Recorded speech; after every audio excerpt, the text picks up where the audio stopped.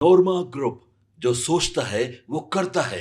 आपके अपने सपनों का आशियाना।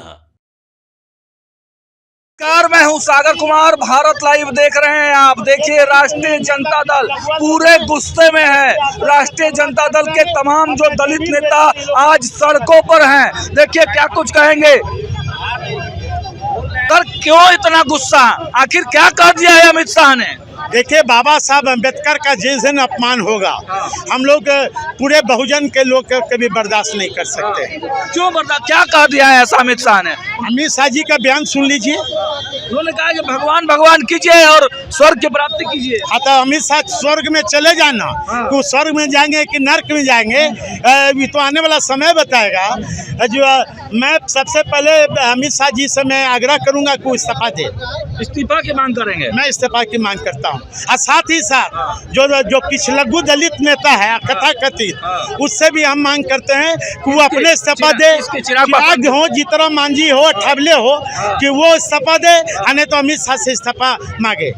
आखिर बताइएगा ना कि ऐसी कौन सी भावना है जो आहत हो गई है आप लोगों की? पूरा गर्म है आप लोग। यही भारतीय बड़ा मुद्दा मिल गया है। बड़ा मुद्दा कभी संविधान बदलने की बात करता है, कभी संविधान को नष्ट करने की बात करता है। जिसको बाबा साहब अम्बेडकर को नहीं चाहने वाले लोग तक देश छोड़ के चले जाए, पाकिस्तान में बस जाए। पाकिस्तान में बसने की बात कर रहे हैं। हाँ, भीमराव अंबेडकर साहब के साथ आस्था है और अमित शाह ने जो बात कही है उसको लेकर आप विरोध जता रहे हैं। लेकिन संविधान को मानने वाले नहीं है, ये लोग मनुस्मृति को मानने वाले लोग हैं। चिराग पासवान भी बैठे। पासवान जो कहता हो कि संपन्न दलित आरक्षण छोड़ दो, उस नेता पर हम लोग पर एक भी कतई भरोसा नहीं। चिराग पासवान के जीजा हैं आप? नहीं, जीजा है, लेकिन उनकी कथनी करने में अंतर है। उनकी नियत नीति सिद्धांत बिल्कुल आरएसएस, बिहार के बिल्कुल आरएसएस और बीजेपी के साथ है। बड़े नेता है, बोल रहे हैं हम सीएम बनेंगे 25-30 में। मुंगेरी लाल के हसीन सपना देख रहे हैं। क्या कहेंगे आगे? आगे क्या आप लोग की रणनीति है? क्या पूरे प्रदेश स्तर पर घेरेंगे भाजपा को? आज हमारे पूरे प्रदेश में विभिन्न जिलों में अमित शाह जी की पुतला फूंकी जा रही है और इस्तीफा की मांग की जा रही है। चिराग पासवान इतने कद्दावर नेता है, वो बार बार कहते हैं कि मेरे रहते हुए दलितों का कोई भी अपमान नहीं कर सकता है। तो चिराग से पूछिए ना कि चिराग का क्या स्टेटमेंट आया था कि संपन्न दलित आरक्षण छोड़ दो। और जिस व्यक्ति का पिता का अपमान और बाबा साहब अम्बेडकर का अपमान बीजेपी के द्वारा हुआ हो, खुद चिराग पासवान कहते थे कि मेरे पिता का अपमान बीजेपी के कुछ नेताओं के इशारे पर किया गया। आज उनके व्यक्तिगत राजनीतिक महत्वाकांक्षा के चलते अपना पिता की नीलामी कर दिए हैं। बाबा साहब अम्बेडकर का जमीर बेचने का काम किया। इस्तीफा मांग रहे हैं? मैं इस्तीफा मांग रहा हूँ। अमित शाह का पुतला दहन आप लोग कर रहे, क्यों? क्या हुआ ऐसा कि जिस तरह राज्यसभा में अमित शाह जी के द्वारा बाबा साहब अम्बेडकर के बारे में जो टिप्पणी की गई है, वो दुर्भाग्यपूर्ण है और देश के गृह मंत्री जी को इस्तीफा देना चाहिए और तमाम भारतवासियों से माफ़ी मांगनी चाहिए। क्या लग रहा है कि अमित शाह का पुतला दहन सही हो जाएगा? ये हमारे हक हकूक़ की मांग को लेकर कोई नहीं रोक सकता है। जन्म सिद्ध अधिकार है और किसी को बाबा साहब अम्बेडकर से यदि जलन है तो वो भारत छोड़ के चले जाए। मंत्री सुचंदर राम हमारे साथ हैं। आखिर इतना गुस्सा क्यों? पागल कह रहे हैं आप गृह मंत्री को? नहीं, तो पागल नहीं तो क्या है? अमित शाह जी इस देश के गृह मंत्री नहीं बल्कि पागल मंत्री है। अमित शाह जी को याद नहीं आया? अमित शाह के जो है कि ये समझ में नहीं आई कि जिसके द्वारा संविधान लिखी जाती है, जिनके संविधान लेकर पार्लियामेंट में हम कसम खाते हैं, वैसे लोग को जो है कि अपमानित करने का काम करते हैं। इसलिए देश के प्रधानमंत्री जी को हम कहना चाहते हैं कि ऐसे पागल मंत्री को आप बर्खास्त करिए।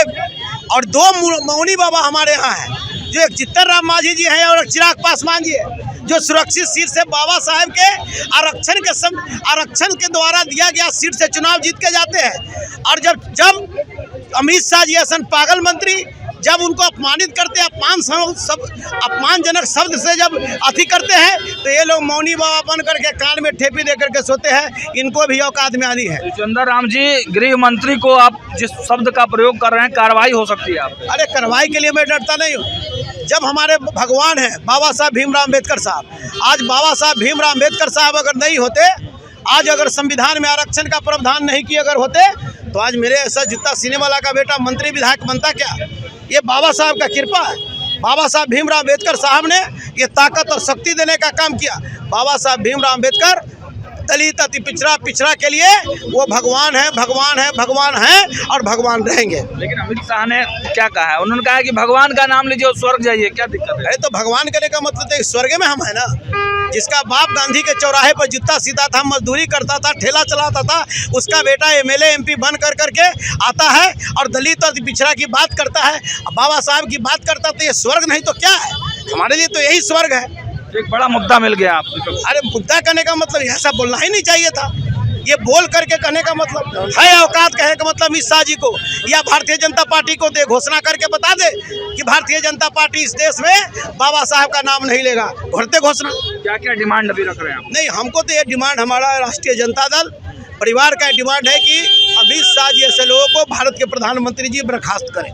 बर्खास्त करने की बात, बर्खास्त करें। इसके लिए आंदोलन करें। एकदम आंदोलन सड़क से लेकर सदन तक आंदोलन चलेगा, ये बंद नहीं होगा। चलिए, तो देखा आपने पूर्व मंत्री सुचंदर राम ने स्पष्ट रूप से कहा है आंदोलन होगा। कड़ी चेतावनी प्रधानमंत्री नरेंद्र मोदी जी से कह दिया है कि अमित शाह को बर्खास्त करिए, हटा दीजिए गद्दी पर से। तड़ी पार हैं ये, और किस प्रकार के शब्दों से प्रहार कर रहे हैं जो राष्ट्रीय जनता दल के दलित नेता है। उन्होंने बड़ी बातें कही हैं। भीमराव अम्बेडकर हमारे भगवान हैं, उन पर कोई कुछ टिप्पणी करेगा तो हम चुप बैठने वाले नहीं हैं। तो देखा आपने कि ये जो मुद्दा राष्ट्रीय जनता दल और विपक्ष को मिला है, इस मुद्दे को अब चुनाव में पूरी तरह से भुनाने के लिए राष्ट्रीय जनता दल पूरी एक्टिव मोड में दिखाई दे रही है। फिलहाल इस वीडियो में इतना ही। देखते रहिए भारत लाइव। बहुत बहुत धन्यवाद। है वो सबने है माना। ई होम्स पैनोरामा में हो आपका भी आशियाना। और फाइनली हमने 2021 में इस प्रोजेक्ट को लॉन्च किया। बहुत लोग अप्रिशिएट कर रहे हैं कि पूर्णिया जैसे शहर में, बिहार के, एक तो बिहार की बात करें उसमें भी पूर्णिया जैसे छोटे जगह में इस तरह का लाइफस्टाइल देना, ये सुन के हम लोगों को बहुत अच्छा लगता है। ई होम्स में हमने कुछ और भी किया है, जैसे हम जिस जगह में रह रहे हैं हमारे फैमिली सिक्योर हो, उनको सिक्योरिटी का ध्यान में रखा है। आपकी सुविधा और सुरक्षा आपके लिए खास है, ये आपका विश्वास है। इसमें आर्टिफिशियल इंटेलिजेंस का 7 लेयर सिक्योरिटी का हमने इस्तेमाल किया है। लस ग्रीन कैंपस को बनाया है। यदि हमारा बाउंड्री वाल है तो वो वर्टिकल गार्डन है। ये जितनी भी फैसिलिटी होता है एक इंटरनेशनल टाउनशिप में ई होम्स है, ये हम लोग विश्वास नहीं कर पा रहे हैं। जो भी हमारे मित्र दोस्त या जो भी हमारे बाहर के बाहर आते हैं तो हम लोगों को बहुत अच्छा सुनने को मिलता है और बहुत अच्छा क्रेडिट मिल रहा है। वो सारा हमने सिर्फ एक बिल्डिंग नहीं बनाया, हमने एक बहुत अच्छा लाइफस्टाइल दिया ई होम्स में, और मेरा एक सपना था जिसको मैं आज फुलफिल होते हुए देख पा रहा हूँ। ये आपका आवास है। ई होम्स पैनोरामा में अब आपका निवास है। E homes Panorama, luxurious lifestyle redefined. Panorama group, जो सोचता है वो करता है। अगर ये वीडियो पसंद आई और वह बिहार के राजनीति और बिहारियत से सरोकार रखेनी तो सब्सक्राइब बटन दबा के चैनल के सब्सक्राइब कर ली। ओजे एगो घंटी बा, ओकरा बटन दबा देला से कुल सटीक और मारक खबर रुआ मुफ्त में मिल जाई। अगर रुआ पत्रकारिता के हमनी के नया प्रयोग में सहयोग कर चाहतानी तो ज्वाइन बटन दबा दी।